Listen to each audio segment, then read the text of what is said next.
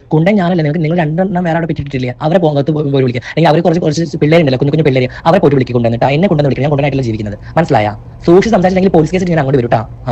നിങ്ങൾക്ക് നല്ല ഈമാൻ ഇസ്ലാം ഉണ്ടല്ലോ, അത് നിങ്ങൾ രണ്ടാമത്തെ മോനെ വൈഫോളെ വീട്ടിൽ പോയിരുന്നത് അല്ലേ? കുറച്ച് ദിവസം നിങ്ങളെ ഹിബ്രോണ്ടോ നിങ്ങളെ കുഞ്ചോണ്ട് തന്നെയാണ് നിങ്ങളുടെ സ്വഭാവം അങ്ങനെ ആയിപ്പോയത്. നിങ്ങൾ നെരിക്കേണ്ടി വന്നത്, മനസ്സിലായ? ആദ്യം മനസ്സിലായ ഇനിയെങ്കിലും നല്ലൊരു സ്ത്രീ ആയിട്ട് ജീവിക്കാൻ നോക്ക്. മരിച്ചു പോകേണ്ട തടിയല്ല നിങ്ങളത്.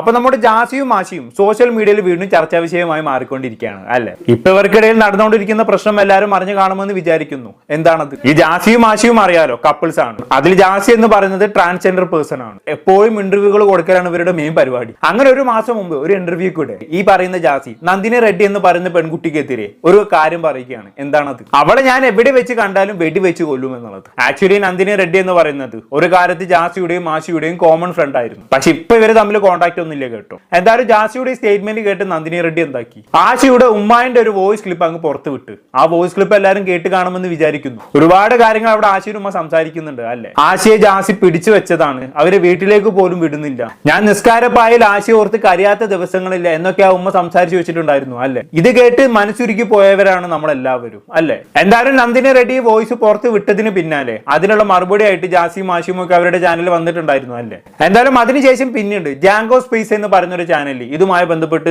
ജാസി ഒരു ഇന്റർവ്യൂ കൊടുത്തിരിക്കുകയാണ് സുഹൃത്തുക്കളെ. അത് കൂടാതെ ജാസിയുടെ ഒരു വോയിസ് ക്ലിപ്പും കൂടി ഇപ്പൊ പുറത്തിറങ്ങിയിട്ടുണ്ട്. നമുക്ക് രണ്ടും റിയാക്ട് ചെയ്യേണ്ടതുണ്ട്. ഈ വീഡിയോ കണ്ടു കഴിയുമ്പോൾ നിങ്ങൾക്ക് മനസ്സിലാക്കും ജാസിയുടെ റിയൽ ക്യാരക്ടർ എന്താണെന്നുള്ളത്. നമുക്ക് ആദ്യം ആ ഇന്റർവ്യൂവിലെ ചില ഭാഗങ്ങളൊന്ന് കണ്ടോക്കാം. അതില് ആ ഉമ്മാന്റെ വോയിസ് കൊടുന്ന് ഇട്ടത് വളരെ മോശമായി എന്നാണ് എനിക്ക്. ഞാൻ അതിലേക്കാ വരുന്നത്. അതായത് ഇപ്പൊ എന്തോ അങ്ങനെ എന്താണ് ആ പെൺകുട്ടിയുടെ പേര് ഇപ്പൊ എനിക്ക് പറയാം അങ്ങനെ, കാരണം ഇപ്പൊ വീഡിയോ ഇങ്ങനെ ഭയങ്കരമായിട്ട് പ്രചരിക്കുന്നുണ്ട്. അതില് ആ കുട്ടി പറയുന്ന പല വർത്തമാനങ്ങളിലും ഉമ്മാടെ വോയിസുകൾ ഇങ്ങനെ കൊടുത്തിട്ട് ഇങ്ങനെ ഇരുന്ന് റോസ്റ്റ് ചെയ്യുന്ന പോലെ ഇങ്ങനെ പറയുന്നത്.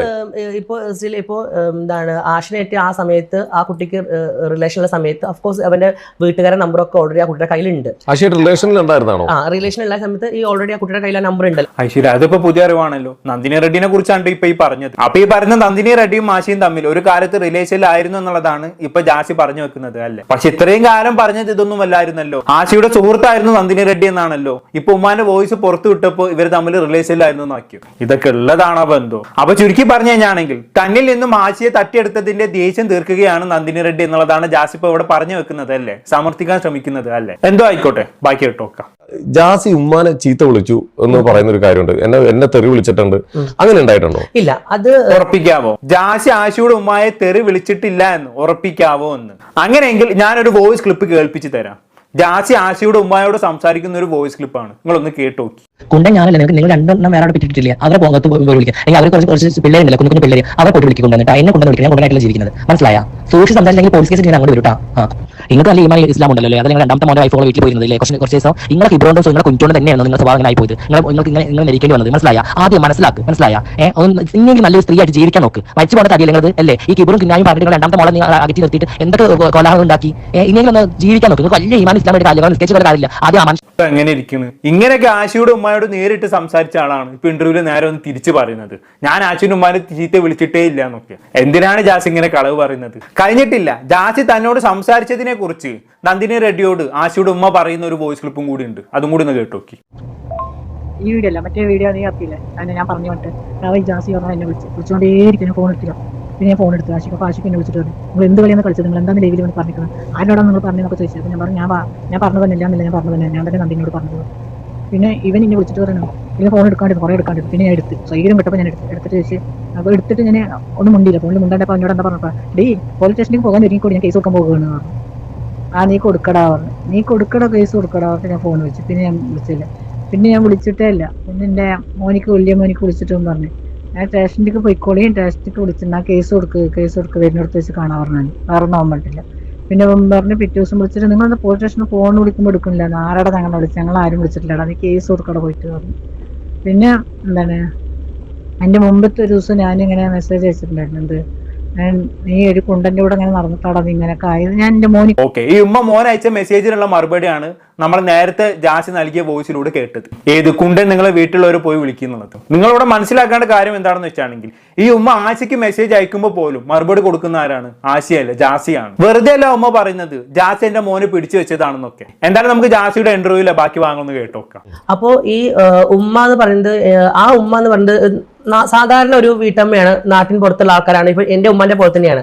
ഒരിക്കലും അങ്ങനത്തെ ഒരു ഉമ്മ, അല്ലെങ്കിൽ ഇതിപ്പോ എന്റെ കാര്യം പറയാണ്, ഒരിക്കലും ആഷിയുടെ ഉമ്മ ഞാൻ ട്രാൻസ്പേഴ്സൺ ആണ്, എന്നൊന്നും ഒരിക്കലും അക്സെപ്റ്റ് ചെയ്യുന്ന ഒരു ആളെ അല്ല അവര്. അതുകൊണ്ടുള്ള ഒരു ദേഷ്യം അവർക്ക് ഓൾറെഡി ഉണ്ട്. കാരണം ആഷിനെ പോലത്തെ ഒരു നല്ലൊരു വ്യക്തിനെ ഒരു ട്രാൻസ് ആയി വിവാഹം കഴിക്കുന്നു, ഞങ്ങൾ ജീവിക്കുന്നു. അപ്പോ ആഷിയുടെ ഉമ്മ ചിന്തിക്കുന്നത് അവന് വേറെ കല്യാണം കഴിച്ചൊരു കുട്ടി, അവന്റെ ഒരു ഭാവി തലമുറ, അങ്ങനെയൊക്കെ ചിന്തിക്കുന്ന ആൾക്കാരായതുകൊണ്ടായിരിക്കാം. പക്ഷെ എനിക്ക് ആ ഉമ്മന്റെ വോയിസ് കേട്ടപ്പോ ദേഷ്യമല്ല വന്നത്. കാരണം സത്യം പറഞ്ഞാൽ ഉമ്മക്ക് എത്രത്തോളം ആഷിനോടുള്ള ഒരു ഇഷ്ടമാണ് അവിടെ ഞാൻ അതിൽ നോക്കി കാണുന്നത്. അങ്ങനെയാണല്ലേ, ദേഷ്യം വന്നിട്ടുണ്ടോ ഇല്ലേ എന്നുള്ളത് നിങ്ങൾ ആഷിയുടെ അമ്മക്ക് കൊടുത്ത മറുപടിയിലൂടെ മനസ്സിലാക്കണം. അജ്ജാതി ചീത്തവിളില്ലേനോ, ആ ചീത്തവിളി കേട്ടപ്പോ തന്നെ മനസ്സിലാക്കണം നിങ്ങൾക്ക് ആഷിയുടെ ഉമ്മാനോട് ഒരു ദേഷ്യവും ഇല്ലാന്ന്. എന്തിനാണ് ജാസി ഇങ്ങനെ ഇന്റർവ്യൂവിൽ വന്നിരുന്ന് അഭിനയിക്കുന്നത്? ആരെ ബോധിപ്പിക്കാനാണ്? എന്തായാലും ബാക്കി പറഞ്ഞാട്ടെ. കാണുന്നത് അതിപ്പോ ഏതൊരു ഉമ്മയാണെങ്കിലും ചിലപ്പോ എന്താണ്, ചെറിയ ആൾക്കാര് ഒരു അംഗീകരിക്കുമായിരിക്കും ട്രാൻസ് പേഴ്സണ് സ്വന്തം മക്കള് കല്യാണം കഴിക്കണം. ഒരുപാട് വലിയ വലിയ ഫാമിലി ബാക്ക്ഗ്രൗണ്ട് ഉള്ള ഹൈ പ്രൊഫൈലുള്ള ആൾക്കാരൊക്കെ ട്രാൻസ് ആയിട്ടുള്ള കുട്ടികൾ അല്ലെങ്കിൽ ട്രാൻസ് മേനിൽ ട്രാൻസ് ഗേളിനെ ഒക്കെ അംഗീകരിച്ച് അവരുടെ വീട്ടിലേക്ക് ഒരു ഇത് കൊണ്ടുവരുന്നുണ്ട്. അത് വളരെ നല്ലൊരു കാര്യമാണ്. കാരണം അവരൊക്കെ അക്സെപ്റ്റ് ചെയ്യാൻ തുടങ്ങിയല്ലോ എന്നുള്ളൊരു, ഞങ്ങളുടെ കമ്മ്യൂണിറ്റിനെ അക്സെപ്റ്റ് ചെയ്യാൻ തുടങ്ങി, ഞങ്ങളുടെ കമ്മ്യൂണിറ്റിയിലും ഒറിജിനൽ ആൾക്കാർ വന്നിട്ട് കല്യാണം കഴിച്ച് കൊണ്ടുവന്നുണ്ടെന്നൊക്കെ അറിയുമ്പോൾ വളരെ സന്തോഷം. പക്ഷെ എങ്കിൽ പോലും ചില ആൾക്കാർ, അല്ലെങ്കിൽ ഇപ്പൊ ആഷിയുടെ ഉമ്മ ഒന്നും ഒരിക്കലും അത് അക്സെപ്റ്റ് ആവില്ല. പക്ഷെ എനിക്ക് പ്രതീക്ഷ ഉണ്ട് ഇന്നല്ലെങ്കിൽ നാളെ അക്സെപ്റ്റ് ചെയ്യും. കാരണം ഞങ്ങളുടെ സ്നേഹം ഉമ്മ മനസ്സിലാക്കും, അക്സെപ്റ്റ് ചെയ്യും. ആഷിയുടെ വീട്ടിലേക്ക് എന്നെ കൊണ്ടുപോകും. ചിലപ്പോൾ നിങ്ങൾക്ക് കാണാൻ പറ്റും ആഷിയുടെ വീട്ടില് കിച്ചണിൽ ഞാൻ എന്താണ് എന്റെ ഇൻസ്റ്റാഗ്രാം ലൈവില് അവരുടെ ഉമ്മയോട് സംസാരിച്ച് പോണ ലൈവ് ഒക്കെ ഇൻഷാല്ലാ ഇനി നിങ്ങൾക്ക് കാണാൻ പറ്റുമോ? അത് ശരി, ലൈവ് ഇടാൻ മാത്രം കിച്ചൺ എന്താ സ്റ്റുഡിയോയോ? അല്ല, അറിയാത്തോണ്ട് ചോദിക്കുക. അവിടെ പോലും ലൈവ് ഇടുന്നതിനെ കുറിച്ചാണ് ജാസി സംസാരിക്കുന്നത് അല്ലേ? ഇതാണ് ജാസിന്റെ ഏറ്റവും വലിയ പ്രശ്നം എന്ന് പറയുന്നത്. എല്ലാം അങ്ങ് സോഷ്യൽ മീഡിയയിൽ ആഘോഷിക്കണം. ഇതോടൊക്കെ തന്നെയാണ് ജാസിയുടെ പ്രശ്നം ഇത്രയും ജനം അറിഞ്ഞ് വഷളായത്.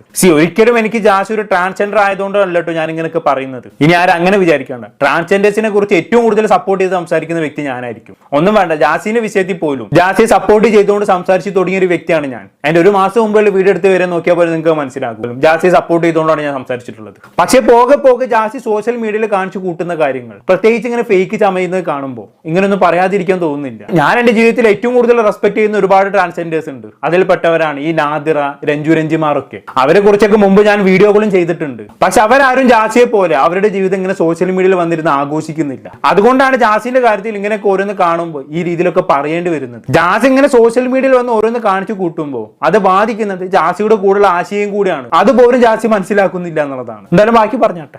കാരണം ഒരുപാട് പേര് പറയുന്നുണ്ട് ഇതെല്ലാം മാറി ശരിയാവും. കാരണം ആ വോയിസ് ഇറക്കിയ ആൾക്ക് ആഷിയുടെ ഉമ്മ എന്ന് പറഞ്ഞ ആരുമല്ല, സാധാരണ ഒരു സ്ത്രീയാണ്. പക്ഷെ എനിക്ക് ആഷിയുടെ ഉമ്മ എന്ന് പറയുന്നത് എന്തൊക്കെ പറയുമ്പോൾ എന്റെ പാർട്ട്ണറിന്റെ അമ്മയാണ്. എനിക്ക് ആ റെസ്പെക്ട് കൊടുത്തേ പറ്റുള്ളൂ.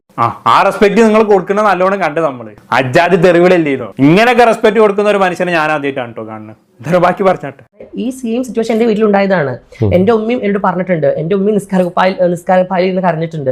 നീ ഈ റിലേഷൻ ഒഴിവാക്ക്, നീ ആഷിനെ ഒഴിവാക്കി വായോ, എന്താണ് ഞാൻ പടച്ചവനോട് പ്രാർത്ഥിക്കേണ്ടതൊക്കെ എന്റെ ഉമ്മ ഒരുപാട് എന്നോട് പറഞ്ഞിട്ടുണ്ട്. പക്ഷെ ഞങ്ങളുടെ സ്നേഹം അല്ലെങ്കിൽ ഞങ്ങളുടെ പ്രണയം ഉറച്ചു നിന്നതുകൊണ്ടാണ് പിന്നെ ഇപ്പൊ എന്റെ വീട്ടിൽ കുറച്ചും കൂടെ ഒരു അംഗീകാരം എനിക്ക് കിട്ടിയത്. കാരണം ഉമ്മക്ക് മനസ്സിലായി എനിക്ക് ഒരിക്കലും ആഷിനെ ഒഴിവാക്കാൻ പറ്റൂല. അപ്പൊ അതുപോലെ നാളെ ആഷിയുടെ ഉമ്മക്ക് മനസ്സിലാവുമായിരിക്കും, എന്നെ അംഗീകരിക്കുമായിരിക്കും എന്നൊരു വിശ്വാസമാണ് എനിക്കുള്ളത്. അതെന്തായാലും അംഗീകരിക്കും. പ്രത്യേകിച്ച് ഇതുപോലാണ് മുന്നോട്ട് പോകുന്നതെങ്കിൽ ആഷിയുടെ ഉമ്മ എന്തായാലും ജാസി അംഗീകരിക്കും. കാരണം ആ രീതിയിലാണല്ലോ ജാസി ആഷിന്റെ ഉമ്മനെ ട്രീറ്റ് ചെയ്യുന്നത്. അപ്പൊ ചുരുക്കി പറഞ്ഞാണെങ്കിൽ ജാസിന്റെ വീട്ടിൽ ഇവരുടെ റിലേഷൻഷിപ്പ് അംഗീകരിച്ച മട്ടാണ് അല്ലേ? അത് പിന്നെ ആഷിന്റെ ഉമ്മയും പറഞ്ഞിട്ടുണ്ടായിരുന്നു ഇതിനെല്ലാം വളം വെച്ചു കൊടുക്കുന്നത് ജാസിന്റെ ഉമ്മയാണെന്നുള്ള രീതിയിൽ. എന്തായാലും പിന്നെയും ഒരുപാട് കാര്യങ്ങൾ ജാസി പറയുന്നുണ്ട്. ഞാൻ അതെല്ലാം കൂടെ എടുത്തിട്ട് കാണിച്ച് നീട്ടി വലിക്കുന്നില്ല. എനിക്കിവിടെ ജാസിയോട് പറയാനുള്ള എന്താണെന്ന് വെച്ചാണെങ്കിൽ, ഇങ്ങനെ സോഷ്യൽ മീഡിയയിൽ വന്ന് നല്ലപ്പിള്ള ചമലിലെ ജാസി ഓഫ്ലൈൻ ആയിട്ട് ആഷിന്റെ ഉമ്മാനെ തെറി പറയുകയും ഓൺലൈനായിട്ട് വന്നിരുന്ന് ആ ഉമ്മാനെ പുകഴ്ത്തുകയും ചെയ്യുമ്പോൾ, ഓഫ്ലൈൻ ആയിട്ട് ജാസി ചെയ്ത് കൂട്ടിയ കാര്യങ്ങൾ ഒരു കാലത്ത് ജനം അറിയുമ്പോൾ എന്തായിരിക്കും അവസ്ഥ എന്ന് ചിന്തിക്കുന്നത് നന്നായിരിക്കും. ഇനിയെങ്കിലും കണ്ട ഇന്റർവ്യൂകൾ വന്നിരുന്ന് ഇങ്ങനെയൊക്കെ ഓരോന്ന് പറഞ്ഞു കൂട്ടുമ്പോൾ ഇതൊക്കെ ഓർത്താ നന്ന്. കൂടുതലൊന്നും ഞാൻ പറയുന്നില്ല. എന്താണെന്ന് കേട്ട് നിങ്ങൾക്ക് തോന്നുന്നത് താഴെ കമന്റ് ബോക്സിൽ രേഖപ്പെടുത്തുമല്ലോ. അടുത്തൊരു ടോപ്പിക്കുമായി വീണ്ടും കാണാം.